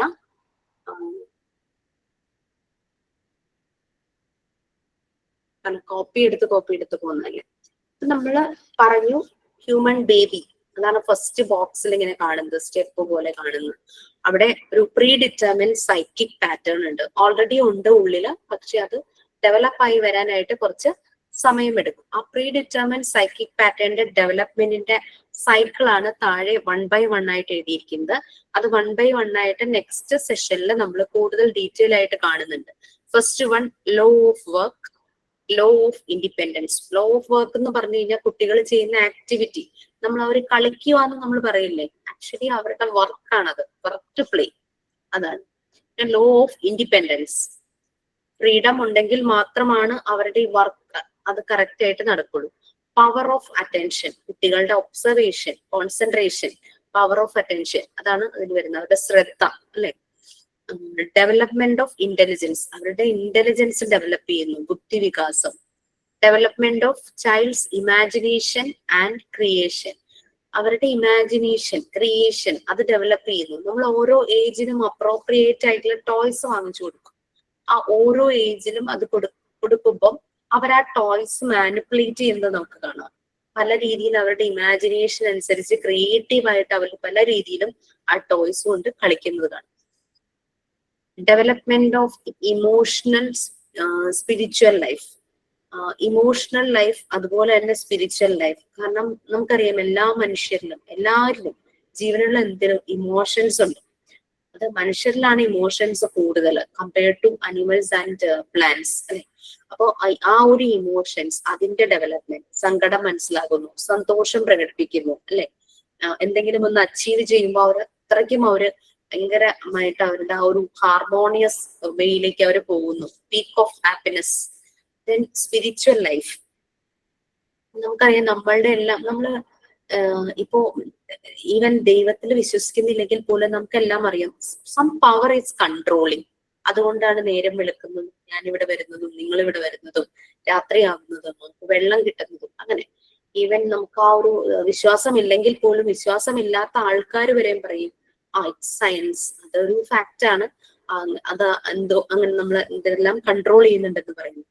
പിന്നെ ഗുഡ് ഓർ ഈവിൾ അത് മനസ്സിലാക്കുന്നു, ആ ഒരു സ്പിരിച്വൽ ലൈഫ്, ആ ഒരു റിലേഷൻഷിപ്സ്, ആളുകൾ തമ്മിലുള്ള റിലേഷൻഷിപ്പ്, ഗുഡ് വാല്യൂസ് ഇതെല്ലാം വരുന്നു, അതിന്റെ ഡെവലപ്മെന്റ്. പിന്നെ സ്റ്റേജസ് ഓഫ് ചൈൽഡ്സ് ഗ്രോത്ത്, കുട്ടിയുടെ വളർച്ചയുടെ ഡിഫറെന്റ് സ്റ്റേജസ്, അത് മറിയ മോണ്ടെസോറി ഡിവൈഡ് ചെയ്തിട്ടുണ്ട്. ഞാൻ നിങ്ങളോടൊരു നോട്ട്ബുക്കിന്റെ കാര്യം പറഞ്ഞു, 4 പാർട്സ് ആയിട്ട് ആ നോട്ട്ബുക്ക് ആക്കാനായിട്ട് പറഞ്ഞില്ലേ, ഒരു അസസ്മെന്റ് ടൂൾ പോലെ, ഓർമ്മയുണ്ടാവും. അതിന് അവിടെ വരുന്നതാണ് ആ സ്റ്റേജസ് ഓഫ് ചൈൽഡ്സ് ഗ്രോത്തിന് വരുന്നതാണത്. നമ്മൾ പറഞ്ഞു കുട്ടികളുടെ ഓരോരോ ഏജിനെയും ഓരോ പീരീഡ് ആയിട്ട് ഡിവൈഡ് ചെയ്തിട്ട് ആ ഒരു സ്റ്റേജസിനെ നല്ല രീതിയിൽ പറഞ്ഞിട്ടുണ്ട്. അതായത് ചൈൽഡ്ഹുഡ് അഡൾട്ട്ഹുഡ് ഇങ്ങനെ 2 സ്റ്റേജസ് ആയിട്ട് ഡിവൈഡ് ചെയ്തു. ചൈൽഡ്ഹുഡിനെ അഗെയിൻ 2 പീരിയഡ്സ് ആക്കി അക്കോർഡിംഗ് ടു ദ ഏജ്. അതുപോലെ തന്നെ അഡൾട്ട്ഹുഡിനെ അഗെയിൻ 2 പീരിയഡ്സ് ആക്കി ഏജിനനുസരിച്ച്. അപ്പൊ ഈ ഒരു ഡെവലപ്മെന്റ് നടക്കുന്നത് ഓരോന്നിനും അതിന്റെ ലോ എങ്ങനെയാണ്, അതിന്റെ സ്റ്റെപ്സ് എങ്ങനെയാണെന്നുള്ളതാണ് അത് പറഞ്ഞത്. കണ്ടീഷൻസ് നെസസറി ഫോർ ദിസ്, ഈ ഒരു ഡെവലപ്മെന്റിന്റെ ആവശ്യമായ conditions, environment and freedom. Then internal aids, കുട്ടികളുടെ ഡെവലപ്മെന്റിന് ഹെൽപ്പ് ചെയ്യുന്ന ഇന്റേണൽ എയ്ഡ്സ്. അവരുടെ തന്നെ അബ്സോർബൻ മൈൻഡ്, അവര് സെൻസിറ്റീവ് ആണ്, sensitive to the surrounding, sensitive പീരീഡിലൂടെയാണ് അവർ കടന്നു പോകുന്നത്. ഇതെല്ലാം ഡെവലപ്ഡ് ആകും. അതിലെ first one law of work ആണ് നമുക്ക് നെക്സ്റ്റ് വരുന്നത്. അതിന്റെ ആ 2 പാരഗ്രാഫ് വായിച്ചു. ഞാൻ വായിക്കാം. Law of work. Montessori assumes that children prefer work to play. Love of work include the ability to choose work freely and to find certainty and joy in work. According to Maria Montessori, children at Casa dei Bambini were able to achieve an integration of self through their work. She observed that children who came in the destructive behavior like aggressiveness, hostility, etc., quickly settled down in the prepared environment. They became calm and peaceful after working with the materials in the prepared environment. Slowly, all destructive behavior disappeared. Montessori concluded that some great need of the child must have been met through this activity of concentration, and that the new state the child had thereby reached was actually his normal state. Montessori referred to this process of psychic integration as the normalization of the child. Through work, children become normal. Among the revelations the child has brought us, there is one of fundamental importance. The phenomenon of normalization through work, it is certain, but the child's aptitude for work represents a vital instinct for without work his personality cannot organize itself and deviates from the normal lines of its constructions. Man builds himself through working. The work of child is different from that of a grower. Okay, enough. Thank you. So, first one is law of work. Child development, predetermined psychic pattern already ഉള്ളിലുണ്ട്. അതൊരു spiritual embryo ആയിട്ട് വളർന്നിട്ടില്ല, ഒരു ഭ്രൂണാവസ്ഥയിൽ തന്നെയാണ്. അത് develop ആകണം. അതിന്റെ ഓരോരോ stages. ആ ലോ ഓഫ് നാച്ചുറൽ ഡെവലപ്മെന്റിൽ ഫസ്റ്റ് നമ്മൾ കാണുന്നത് ലോ ഓഫ് വർക്ക് ആണ്. കുട്ടികൾക്ക് കളിക്കാൻ ഇഷ്ടമാണ്. മോണ്ടിസോറിക്ക് അത് അറിയാമായിരുന്നു. Children prefer to play. അതിനെ വർക്ക് ടു പ്ലേ എന്നാണ് മോണ്ടിസോറി പറഞ്ഞത്. ആക്ടിവിറ്റീസ്, അതിന് വേണ്ടിയിട്ട് അവർക്കതൊരു പ്ലേ ആയിട്ട് തോന്നുന്നു, പക്ഷെ അത് ഒരു ആക്ടിവിറ്റിയാണ്, ഒരു വർക്കാണ്. അഡീഷൻ, അവർക്കതൊരു പ്ലേ പോലെയാണ്, ബട്ട് അതിലൂടെ അവർ അഡീഷൻ പഠിക്കും. സബ്ട്രാക്ഷൻ ആയിക്കോട്ടെ, എന്ത് തന്നെയാണ്, ബോർഡ് ഗെയിംസ് യൂസ് ചെയ്തിട്ടാണ് അവർ അഡീഷൻ, സബ്ട്രാക്ഷൻ, മൾട്ടിപ്ലിക്കേഷൻ, ഡിവിഷൻ എല്ലാം പഠിക്കുന്നത്. So work to play. പിന്നെ ഈ വർക്ക് എന്ന് പറയുന്നത് ability to choose law of work ആണ്. ലോ ഓഫ് വർക്ക് എന്ന് പറയുന്നത് നമുക്ക് ഇഷ്ടമുള്ളതുപോലെ ഫ്രീ ആയിട്ട് ഈ വർക്ക് ചൂസ് ചെയ്യാനുള്ള ഒരു ഫ്രീഡം കിട്ടും. അതുപോലെ തന്നെ പീസ്ഫുൾ ആയിട്ട് ഇത് ചെയ്യാനായിട്ട്, വിത്ത് സെറനിറ്റി, പീസ്ഫുൾ ആൻഡ് ജോയ് ഇതിനകത്ത് അവർക്ക് ഫൈൻഡ് ഔട്ട് ചെയ്യാനായിട്ട് പറ്റും. നിങ്ങൾ കേട്ട് കാണും, നിങ്ങൾക്ക് എടുത്തിട്ടുണ്ട് ലെസൺ. കാസാ ഡി ബാംബിനിയിലെ മറിയ മോണ്ടിസോറി ഒരു കാസാ ഡി ബാംബിനി എന്ന പേരുള്ള ചിൽഡ്രൻസ് ഹൗസ്, അതിന്റെ മീനിങ് അതാണ്. നമ്മൾ സ്കൂളിൽ നിന്ന് നമുക്കൊന്ന് മനസ്സിലാകാൻ ജസ്റ്റ് ഒന്ന് പറയാം. ബട്ട് സ്കൂളിൽ നിന്നൊരു കൺസെപ്റ്റ് അല്ല ശരിക്കും. ചിൽഡ്രൻസ് ഹൗസ് എന്ന മീനിങ് വരുന്ന കാസാഡി പാമ്പിനി എന്ന മോണ്ടെസോറി പ്രിപ്പയർഡ് എൻവിയോൺമെന്റ് മറിയ മോണ്ടെസോറി ഡിസൈൻ ചെയ്യുവാണ് അവിടെ സാൻ ലോറൻസോയിലെ സ്ലം ഏരിയയിലെ കുട്ടികൾക്ക് വേണ്ടിയിട്ട്. ഓക്കെ, ഫസ്റ്റ് ഈ വരുന്ന കുട്ടികൾ വളരെ വയലന്റ് നേച്ചർ, ഡിസ്ട്രക്റ്റീവ് ബിഹേവിയർ, എന്ത് കിട്ടിയാലും നശിപ്പിക്കുന്ന, വലിച്ചെറിയുന്ന വയലന്റ് ആയിട്ടുള്ള നേച്ചറൊക്കെ ഉള്ള കുട്ടികളായിരുന്നു. അത് നോർമലൈസ്ഡ് കുട്ടികളായിരുന്നില്ല, ഡീവിയേറ്റഡ് ആയിട്ടുള്ള കുട്ടികളായിരുന്നു. അവർക്ക് അഗ്രസീവ്നെസ് ഉണ്ടായിരുന്നു, ഭയങ്കര അഗ്രസീവ് ആയിരിക്കും. അവരുടെ ടെമ്പർ എപ്പോഴും ലൂസ് ചെയ്തോണ്ടിരിക്കും, അവർ ദേഷ്യം കാണിക്കും. പിന്നെ അൺഫ്രണ്ട്ലി, ഹോസ്റ്റിലിറ്റി, അൺഫ്രണ്ട്ലി ആയിരുന്നു അവര്. അങ്ങനെയുള്ള കുട്ടികളാണ്. ബട്ട് അവർ ക്വിക്കായിട്ട് തന്നെ സെറ്റിൽ ഡൗൺ ചെയ്തു ആ ഒരു എൻവിയോൺമെന്റിൽ. കാരണം അവർക്ക് അതിനുള്ള ഒരു ഫ്രീഡം കിട്ടുവാണ്. അവർക്ക് ഇഷ്ടമുള്ള ആക്ടിവിറ്റീസ്, ഇനീഷ്യലി അവർ മെറ്റീരിയൽസിനോട് വലിയ ഇതൊന്നും കാണിച്ചില്ല. But once they started doing activities, അവർക്കൊരു ഡെമോ കാണിച്ചു കൊടുക്കുമ്പോഴായിരിക്കും ഇതൊന്ന് ചെയ്ത് നോക്കാം, അല്ലാണ്ട് പെട്ടെന്നൊന്നും ചെയ്ത് നോക്കൊന്നുമില്ല. നമ്മള് സൈഡിലിരുന്ന് ഇത് ചെയ്യുന്നതായിട്ട് ഇങ്ങനെ കാണിക്കുന്നു, കുട്ടികൾ അത് കാണുമ്പോൾ ഞാനും ഒന്ന് ട്രൈ ചെയ്ത് നോക്കാം. ആ രീതിയിൽ ആ കുട്ടികൾ പതുക്കെ സെറ്റിൽ ഡൗൺ ചെയ്യുമായിരുന്നു. അവരുടെ അഗ്രസീവ് നേച്ചർ മാറി, അൺപ്ലസന്റ് ബിഹേവിയർ മാറി, അൺഫ്രണ്ട്ലി ആയിട്ടുള്ള പെരുമാറ്റം മാറി. അവർ ഭയങ്കര പീസ് ആൻഡ് ഹാർമണി അവര് എൻജോയ് ചെയ്യാനായിട്ട് തുടങ്ങി. അവരുടെ ഡിസ്ട്രക്റ്റീവ് ബിഹേവിയർ സ്ലോലി, ഇത് ഒറ്റ ദിവസം കൊണ്ട് 2 ദിവസം കൊണ്ട് സംഭവിച്ചൊന്നുമില്ല, ടൈം എടുത്ത് തന്നെയാണ് ആ ഒരു ഡിസ്ട്രക്റ്റീവ് ബിഹേവിയർ മാറിയത്. അപ്പൊ ഇങ്ങനെ ആക്ടിവിറ്റി ചെയ്യുമ്പോഴേക്കും അവരുടെ ആ ഒരു കോൺസെൻട്രേഷൻ അങ്ങനെ ഓരോ ലെവലിലേക്കും ഓരോ സ്റ്റേറ്റിലേക്ക് കുട്ടി എത്തുവാണ് ത്രൂ ദിസ് ആക്ടിവിറ്റി. അത് ചെയ്യാനുള്ള ഇഷ്ടം മാത്രമല്ല, അതിലൂടെ പല കാര്യങ്ങളും അവർ അച്ചീവ് ചെയ്യുക. ഇപ്പൊ വഴക്ക് പറഞ്ഞും തല്ലിയും ഒക്കെ കുട്ടികളെ അനുസരണ പഠിപ്പിക്കാനായിട്ട് നോക്കും. അതൊന്നും ചെയ്യാതെ തന്നെ കുട്ടികൾ ആ ലെവലിലേക്ക് മാറുന്നതാണ് കണ്ടത്. അങ്ങനെ ത്രൂ വർക്ക്, അതായത് അവരുടെ ആ work play, through that work children became normal.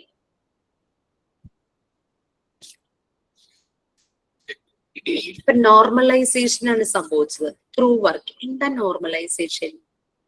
എന്താ നോർമലൈസ്ഡ് കിഡ് അല്ലെങ്കിൽ നോർമലൈസ്ഡ് ചിൽഡ്രൻ എന്ന് പറഞ്ഞാൽ എന്താ? നിങ്ങൾക്ക് കഴിഞ്ഞു ആ ലെസൺ? ആരൊക്കെയോ സംസാരിച്ചപ്പോ നോർമലൈസ്ഡ് എന്ന് പറഞ്ഞുകൊണ്ട് ഞാൻ ചോദിച്ചതാ.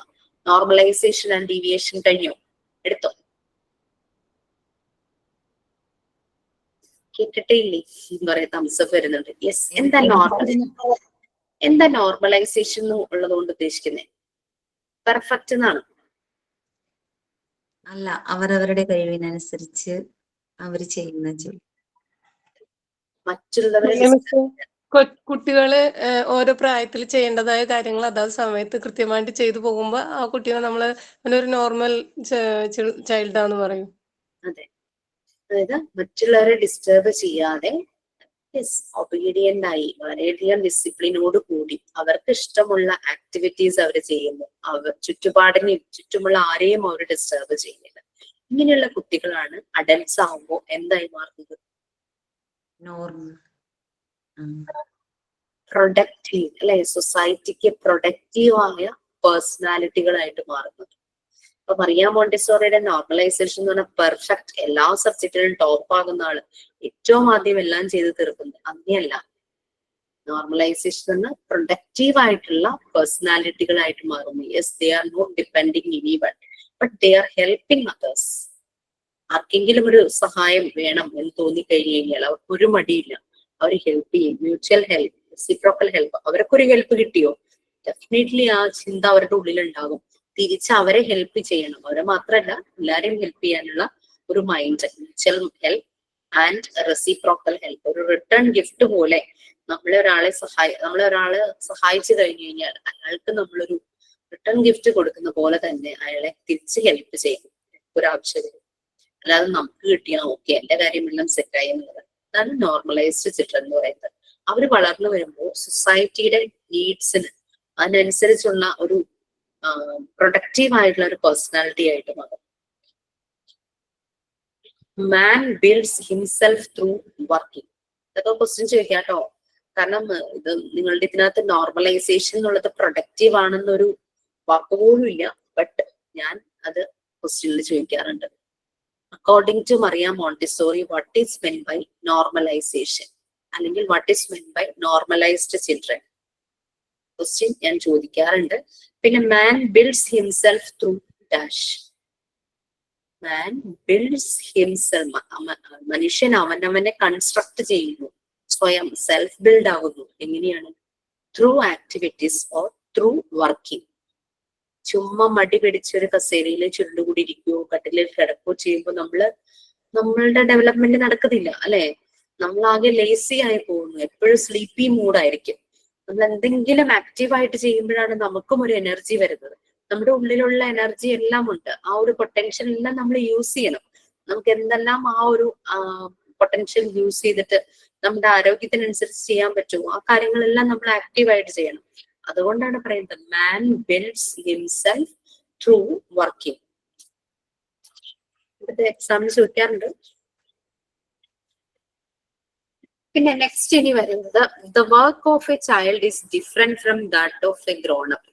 പ്രായമായ അഡൾട്ടായ ഒരാളെ വെച്ച് കമ്പയർ ചെയ്യുമ്പോൾ കുട്ടികൾ ചെയ്യുന്നത് വളരെ ഡിഫറെന്റ് ആണ്. ഫോർ എക്സാമ്പിൾ പറഞ്ഞു കഴിഞ്ഞാല് നമ്മൾക്കിപ്പോ ഒരു ജഗ്ഗില് വെള്ളം നിറയ്ക്കണം.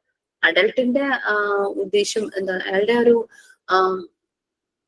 മോട്ടീവ് എന്ന് പറഞ്ഞു കഴിഞ്ഞാല്, ഗോൾ എന്ന് പറഞ്ഞു കഴിഞ്ഞാല് വെള്ളം ഫില്ല് ചെയ്യാനുള്ള ആ ഒരു എൻഡ് റിസൾട്ട് മാത്രമാണ് ആള് നോക്കുള്ളൂ. പക്ഷെ കുട്ടികളും ആ പ്രോസസ് അവര് എൻജോയ് ചെയ്യും.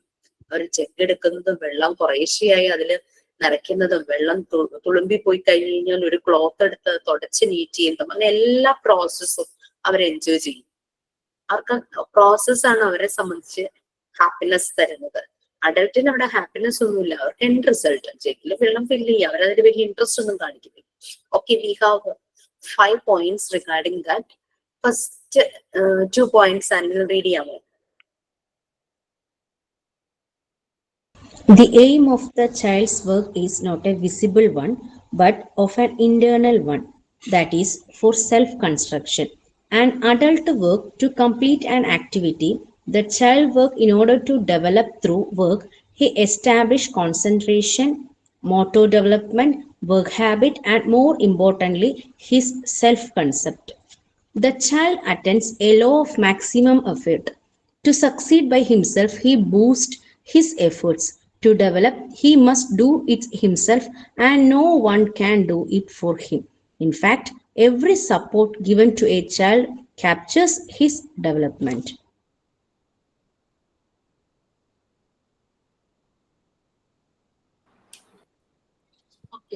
കുട്ടികളുടെ എന്ന് പറഞ്ഞു കഴിഞ്ഞാല് അവർക്ക് അവരുടെ സെൽഫ് കൺസ്ട്രക്ഷൻ, അതായത് അവരെ സെൽഫ് ബിൽഡ് ചെയ്യുന്നു, അതുമായിട്ട് കണക്റ്റഡ് ആണ്. അവര് ഓരോ പ്രാവശ്യം ജഗ്ഗിന് വെള്ളം നിറയ്ക്കുമ്പോൾ അവർ കൂടുതൽ അത് എൻജോയ് ചെയ്യുകയും ചെയ്യും, അത് നല്ല പോലെ അവർ ചെയ്യുകയും ചെയ്യും. ഫസ്റ്റ് കുറെ വെള്ളമൊക്കെ പോയി, പിന്നെ അവർക്ക് മനസ്സിലാവുക എങ്ങനെ ഒഴിച്ചാൽ ഈ വെള്ളം അധികം പോകാതെ എനിക്ക് ഫില്ല് ചെയ്യാനായിട്ട് പറ്റും. അപ്പൊ അത് അവർക്ക് കിട്ടുന്ന ഓരോ അവയർനെസ് ആണല്ലേ, അവരുടെ ഓരോ നോളജ് ആണ്. ഇതൊന്നും നമ്മൾ കുട്ടിയെ കൊണ്ട് ചെയ്യിക്കാതിരുന്നു കഴിഞ്ഞാൽ അവർക്ക് ഇത് എങ്ങനെ ചെയ്യണമെന്നോ, ഒരു ഗ്ലാസ് വെള്ളം എടുത്ത് കുടിക്കണമെങ്കിൽ തന്നെ അവർക്ക് ഒരാളുടെ ഹെൽപ്പ് വേണം ജഗ്ഗിൽ നിന്ന്. അവർക്കത് ടെൻഷന്, വെള്ളം പോയാൽ അമ്മ എന്നെ വഴക്ക് പറയും. സോ ചെന്നിങ്ങനെ ചോദിച്ചുകൊണ്ടിരിക്കും, എനിക്കൊരു ഗ്ലാസ് വെള്ളം വേണം, എനിക്കൊരു ഗ്ലാസ്. തന്നെ എടുത്ത് കുടിക്കുക, ആ ഗ്ലാസ് കഴുകി വെക്കുക, അതൊന്നും അവർക്ക് അറിയില്ല, കാരണം അവരെ കൊണ്ട് ചെയ്യിച്ചിട്ടില്ല. സോ ഇത് അവരുടെ സെൽഫ് കൺസ്ട്രക്ഷന് വേണ്ടിയിട്ട് തന്നെയാണ് ഇങ്ങനെ ഓരോ ആക്ടിവിറ്റീസും. ഒരു വർക്ക് കൊടുക്കുമ്പോൾ അത് കംപ്ലീറ്റ് ചെയ്യുക എന്നുള്ളത് മാത്രമാണ് അഡൽട്ടിനെ സംബന്ധിച്ച്. അതായത് ഇപ്പൊ ജഗ്ഗില് വെള്ളം ഫില്ല് ചെയ്യുക, അവർക്ക് അതിനകത്ത് വലിയ ഇൻട്രസ്റ്റ് ഒന്നുമില്ല. കുട്ടി ചെയ്യുമ്പോൾ വളരെയധികം കോൺസെൻട്രേഷനോടുകൂടി, അപ്പൊ കോൺസെൻട്രേഷൻ ഡെവലപ്പ് ചെയ്യുക, ശ്രദ്ധിക്കുന്നു.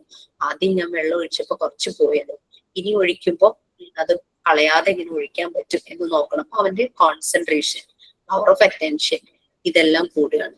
HIE എന്ന് പറഞ്ഞു കഴിഞ്ഞാല് മൂവ്, പെട്ടെന്ന് തന്നെ മൂവ് ചെയ്യുന്നതിനെയാണ് മൂവ് ക്വിക്കലി, അല്ലെങ്കിൽ ട്രാവൽ ക്വിക്കലി, അതാണ് മൂവ് ചെയ്യുന്നത്. കുട്ടിയുടെ മോട്ടർ ഡെവലപ്മെന്റിന്റെ അതിന്റെ ഡെവലപ്മെന്റ് ക്വിക്കായിട്ട് തന്നെ നടക്കും. കാരണം കുട്ടിയുടെ കൈ അനങ്ങുന്നു, ഹാൻഡ്സ് യൂസ് ചെയ്യുന്നു, അപ്പൊ അതിലെ ഫൈൻ മോട്ടോർ സ്കിൽസ് അത് ഡെവലപ്പ് ആവുകയാണ് ചെയ്യുന്നത്.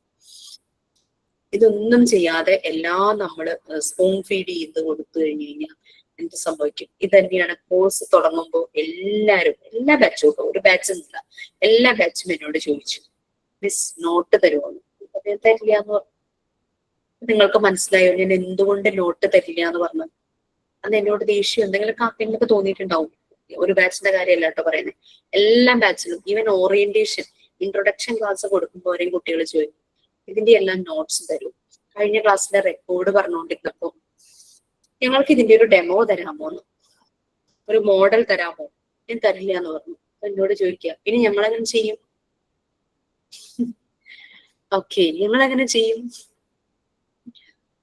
അപ്പൊ ഞാൻ അത് കഴിഞ്ഞിട്ട് കംപ്ലീറ്റ് ഞാൻ ചിരിച്ചു. ഞാൻ കൂടുതലൊന്നും പറഞ്ഞില്ല, കാരണം I don't like to be offend. കാരണം അവർക്ക് അറിയില്ല, കാരണം നമ്മൾ ഇതുവരെയും പഠിച്ച സിസ്റ്റം അതാണ്. ടീച്ചർമാരിങ്ങനെ സ്പൂൺ ഫീഡ് ചെയ്യുന്ന പോലെ നമുക്ക് ഓരോന്ന് തരുന്നു, അവർ നോട്ട്സ് തരുന്നു, നമ്മൾ കോപ്പി ചെയ്യുന്നു. നമ്മളുടേതായിട്ടുള്ള ഒരു എഫേർട്ട് ഇടുന്നത് വളരെ ചുരുക്കം. ചില ടീച്ചേഴ്സും ഡിഫറെന്റ് ആണ് കേട്ടോ, യൂണീക്ക് ആണ്, ഇല്ല എന്ന് പറയുന്നില്ല. അപ്പൊ എല്ലാം അവര് പറഞ്ഞു തന്നത് തന്നെ. കുട്ടികള് എന്റെ കുട്ടികൾ കേട്ടോ സ്കൂളിൽ പഠിക്കുന്ന സമയത്ത് അവർ ഈ CBSE ഓരോ കലോത്സവം പോലെ ഓരോന്ന് നടക്കുമല്ലോ, ഹോദയ എന്തോ പറഞ്ഞിട്ടുണ്ട്. അതില് ഈ ഇലക്യൂഷന്റെ പ്രസംഗ മത്സരം മലയാളമായിരുന്നു, അതിന്റെ ടോപ്പിക്സ് അതിൽ കിട്ടും. ഇത് പ്രിപ്പയർ ചെയ്തിട്ട് വരണം. അപ്പൊ ഇങ്ങനെ ഏത് ടോപ്പിക്കാന്ന് ഞാൻ മറന്നുപോയി. ഒരു ടോപ്പിക്കുമായിട്ട് മോള് വന്നു, 4-5 years ബാക്ക് ആട്ടോ. അപ്പൊ ഞാൻ ആ ടോപ്പിക്കിനെ കുറിച്ച് കുറെ നേരം ഇരുന്ന് ആലോചിച്ചിട്ട് അത് അറിയാവുന്നൊരു കേട്ട് കുറെ എവിടെയൊക്കെയോ വായിച്ച ഒരു ടോപ്പിക് തന്നെയാണ്. ടോപ്പിക് എന്താന്ന് ഞാനിപ്പോ മറന്നുപോയി. ഞാൻ തന്നെ ഇരുന്ന് എഴുതി. മലയാളത്തിലാണല്ലോ, അതുകൊണ്ട് എഴുതുന്നതിന് വലിയ വിഷമം തോന്നിയില്ല. തന്നെ ഇരുന്ന് എഴുതിയിട്ട് കൊടുത്തു. അപ്പൊ കോമ്പറ്റീഷന് പോയപ്പോ യുണീക്ക് ആയിട്ട് നിന്നു മോളത്തെ ആ ഒരു പ്രസംഗം. ബാക്കി എല്ലാവരുടെയും ഒരേപോലെ ഗൂഗിളിൽ നിന്ന് കോപ്പി പേസ്റ്റ് ചെയ്ത് ഒരേ സെന്റൻസ്, ഒരേ കാര്യങ്ങൾ. എന്നിട്ട് അവൾക്ക് പ്രൈസ് കിട്ടി. അപ്പൊ അത് കിട്ടിയ കാര്യം ഞാൻ പറയാനല്ല പറയുന്നത്, നമ്മള് ഗൂഗിൾ ചെയ്താലും നമ്മളുടെ ഒരു കാര്യങ്ങളും കൂടെ അതിനകത്തേക്ക് ആഡ് ചെയ്യണം. ഇത് എല്ലാ കുട്ടികളും ഒരേപോലെ. ഇപ്പൊ വിരസതയാണല്ലോ, കേൾക്കുന്ന ജഡ്ജസിന് ഭയങ്കര ഒരു ബോറിംഗ് ആയിട്ട് തോന്നും. അപ്പം ടീച്ചേഴ്സ് പറഞ്ഞു പ്രണവിയുടെ അമ്മ ചെയ്തു കൊടുത്തതായിരിക്കും എന്ന് ടീച്ചേഴ്സ് പറയുമായിരുന്നു. അപ്പൊ അത് നമ്മൾ യുണീക്ക് ആവണം, അത് പ്രൗഡായിട്ട് തന്നെ എടുക്കണം, അല്ലാതെ ഉൾവലിഞ്ഞ് നിൽക്കല്ല വേണ്ടത്. ഞാൻ ഒരു കാര്യം ചെയ്യുന്നുണ്ടെങ്കിൽ അതിനൊരു യുണീക്നെസ് വേണം. അതെന്താണ്, നമ്മളൊരു ഡിഷ് ഉണ്ടാക്കുമ്പോഴാണെങ്കിലും ശരി, നമ്മളൊരു എന്താ പറയാ, നമ്മൾ ഡ്രസ്സ് ചെയ്ത് പോകുമ്പോഴാണെങ്കിലും ശരി, ഒരു യുണീക്നെസ്. അത് എനിക്ക് ഇതൊക്കെ മതി, ആരെങ്കിലൊക്കെ ചെയ്ത് വെച്ചത് എടുത്തോണ്ട് പോയി എന്തെങ്കിലും ചെയ്യാം, അങ്ങനെയല്ല. അതുകൊണ്ടാണ് ഞാൻ ഈവൻ ദോ ആ റെക്കോർഡ് അത്രയും എക്സ്പ്ലെയിൻ ചെയ്തത് തന്നെ എനിക്ക് ഒട്ടും അക്സെപ്റ്റബിൾ ആയിരുന്നില്ല. പിന്നെ എല്ലാവരും ചെയ്യട്ടെ എന്നുള്ള ഉദ്ദേശം കൊണ്ട് മാത്രമാണ് ഞാൻ റെക്കോർഡ് അത്രയും എക്സ്പ്ലെയിൻ ചെയ്യുന്നത്.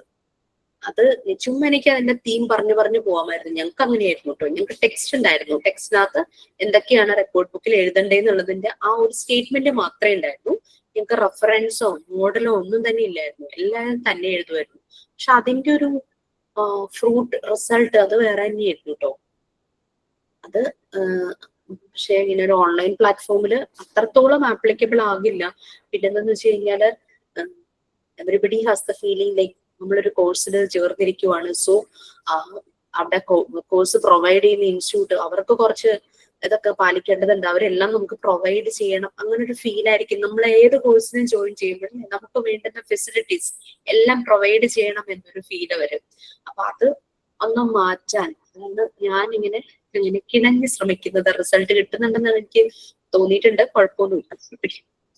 പുതിയ ബാച്ചുകൾക്കൊക്കെ ആദ്യം തന്നെ റെക്കോർഡ്സ് കൊടുത്തു. കാരണം എന്താണെന്ന് വെച്ചാൽ പാർട്ട് 3 ആകുമ്പോഴേക്കും റെക്കോർഡ് ഒരുവിധം എഴുതി കഴിയട്ടെ എന്ന് വിചാരിച്ചു. അപ്പോഴവരാണ് പറഞ്ഞത് ഇതിന്റെ മോഡല് കാണിക്കണം. ഞാൻ പറഞ്ഞു അത് ബുദ്ധിമുട്ടാണെന്ന് പറഞ്ഞപ്പോൾ പിന്നെ ഞങ്ങൾ എങ്ങനെ എഴുതാം എന്ന് ചോദിച്ചു. ഡെഫിനറ്റ്ലി അത് ആ ചോദിച്ചതിൽ തെറ്റൊന്നുമില്ല, കാരണം നമ്മൾ ഇത്രയും കാലം പഠിച്ചു വന്നത് അങ്ങനെയായിരുന്നു. ഒന്നുമില്ലെങ്കിൽ എവിടെയെങ്കിലും നോക്കി നമ്മൾ കോപ്പി ചെയ്യും, അല്ലെങ്കിൽ ടീച്ചർ പറയുന്നത് അങ്ങനെ എഴുതി വെക്കും, ടീച്ചർ പറഞ്ഞു തരും ഇങ്ങനെ എഴുതാൻ, അങ്ങനെയായിരുന്നു. അതുകൊണ്ടാണ് അങ്ങനൊരു ചോദ്യം വന്നത്. പക്ഷെ തന്നെത്താനെ ചെയ്യാനായിട്ട് നോക്കണം. നമ്മുടെ കുട്ടികളെയും അത് പ്രാക്ടീസ് ചെയ്യിക്കണം. അല്ലെങ്കിൽ ടീച്ചർ എഴുതി തന്ന നോട്ട് മാത്രം കാണാതെ പഠിച്ച് അവർ പോയി പരീക്ഷ എഴുതും. ഓൺ വേർഡ്സിൽ എഴുതാനായിട്ട് അവരെ നമ്മൾ പ്രാക്ടീസ് ചെയ്യിക്കണം. ടീച്ചർ എഴുതി തന്നത് വിത്ത് ഓൾ റെസ്പെക്ട്. ചില ടീച്ചേഴ്സ് പറയും ഞാൻ എഴുതി തന്നാൽ നിങ്ങൾ കണക്കാക്കണ്ട, നിങ്ങളുടെ ഓൺ വേർഡ്സിൽ എഴുതാം. നമ്മൾക്ക് ആ ഒരു കൺസെപ്റ്റ് വന്നാൽ മതി. എനിക്ക് മാർക്ക് കുറഞ്ഞിട്ടുണ്ട് ഓൺ വേർഡ്സിൽ എഴുതിയിട്ട് ഞാൻ ഡിഗ്രിക്ക് എഞ്ചിനീയറിംഗ് പഠിക്കുന്ന സമയത്ത്. അതായത് സാറ് പറഞ്ഞ ടെക്സ്റ്റിൽ നിന്ന് ഞാൻ എഴുതിയില്ല, വേറെ ടെക്സ്റ്റ് റെഫർ ചെയ്ത് എക്സാമിന് എഴുതി ആ പോയിന്റ്സിന് സാറ് വിട്ടിട്ടു ശരിയായിട്ടും കൂടി. ഈ ടെക്സ്റ്റ് അല്ലല്ലോ ഞാൻ പറഞ്ഞത്. അങ്ങനെയൊക്കെയുള്ള ടീച്ചേഴ്സിനോട് നമുക്ക് എന്ത് പറയാൻ പറ്റും? Nothing. But this will definitely develop all of you. നിങ്ങളെ വളരാൻ വളരെയധികം സഹായിക്കും ഈ രീതിയിൽ ഒന്ന് ചെയ്തു നോക്കുവാണെങ്കിൽ. റെക്കോർഡൊക്കെ വളരെയധികം കമ്മിറ്റ്മെന്റോട് കൂടി എഴുതാം. ദിസ് ഇസ് ഫോർ മീ, എനിക്കല്ല, അവനവന് വേണ്ടിയിട്ടാണ് എന്നുള്ളതും കൂടെ ഓർത്തിട്ട് റെക്കോർഡ് എഴുതണം. കാരണം നിങ്ങളുടെ റെക്കോർഡ് ആരും മേടിച്ചു വെക്കില്ല, സബ്മിറ്റ് ചെയ്യാൻ പറയില്ല. ഓക്കെ. ബട്ട് ഇൻസ്റ്റിറ്റ്യൂട്ട് ഒരു കോഴ്സ് പ്രൊവൈഡ് ചെയ്യുന്നതിന്റെ ഭാഗമായിട്ട് നമുക്ക് പ്രാക്ടിക്കൽ സെഷനിലെ റെക്കോർഡിന് മാർക്ക് ഉണ്ട്. തന്നെ ചെയ്ത എല്ലാ കുട്ടികൾക്കും ഞാൻ ഫുൾ മാർക്ക് കൊടുത്തിട്ടുണ്ട്. തന്നെ ചെയ്തിട്ടില്ല, ഞാൻ ഗൂഗിൾ നോക്കി എഴുതി, നോക്കി എഴുതി എന്ന് പറഞ്ഞാൽ ഞാൻ അവിടെ മാർക്ക് കുറച്ചു. അങ്ങനെ ഒരു കുട്ടി എന്നോട് ചോദിച്ചു വന്നു. ഒരാള് മാത്രമേ എന്നോട് അങ്ങനെ ചോദിച്ചുള്ളൂ, ഞാൻ നല്ലപോലെ റെക്കോർഡ് ചെയ്തല്ലോ മാം, എന്നിട്ട് എനിക്ക് എങ്ങനെയാ മാർക്ക് കുറഞ്ഞെന്ന് ചോദിച്ചു. റെക്കോർഡിൽ എന്തെങ്കിലും പ്രശ്നം പറ്റിയോ, മാർക്ക് മാറിപ്പോയോ എന്ന് എന്നോട് ചോദിച്ചത്. ഞാൻ അപ്പൊ തന്നെ ഓരോ റെക്കോർഡിനും കിട്ടിയ മാർക്ക്, ടോട്ടൽ മാർക്കേ അതിന് കിട്ടിയുള്ളൂ. അപ്പം പെർസെന്റേജ് നോക്കിയപ്പം ആളുടെ ടോപ്പ് ലിസ്റ്റിൽ വന്നില്ല. അതിന്റെ ഒരു വിഷമം കൊണ്ട് എന്നോട് ചോദിച്ചാണേ. അപ്പൊ ടോപ്പ് ലിസ്റ്റിൽ വന്നില്ല. ഞാൻ പറഞ്ഞു റെക്കോർഡ് ഓരോന്നിനും ഈ മാർക്കാണ്. ഞാൻ ചോദിച്ചു story rhyme record, story book അതുപോലെ തന്നെ റൈം ബുക്ക് എങ്ങനെ എഴുതി, സ്വന്തം ക്രിയേഷൻ ആയിരുന്നു എന്ന് ചോദിച്ചു. പറഞ്ഞില്ല മാം, അത് ഞാൻ എല്ലാം കോപ്പി ചെയ്യുമായിരുന്നു. അങ്ങനെ ചെയ്തതിന് ഞാൻ മാർക്ക് തരില്ല, മുഴുവൻ മാർക്ക് തരില്ല എന്ന് ഞാൻ പറഞ്ഞു. തന്നെ എഴുതിയെന്ന് പറഞ്ഞ എല്ലാവർക്കും 100 മാർക്സ് നോട്ടഡ്. തന്നെ എഴുതി എന്ന് പറഞ്ഞ എല്ലാവർക്കും 100 മാർക്സ്. അതായത് ഒരു ട്രസ്റ്റ് ആണ്.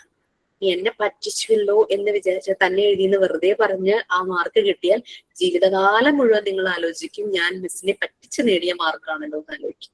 അങ്ങനെ ഒരിക്കലും മോണ്ടെസോറി മെത്തേഡ് ഉള്ളിൽ കയറി ആരും അങ്ങനെ ചിന്തിക്കില്ല, അങ്ങനെ എന്നോട് പറയില്ല.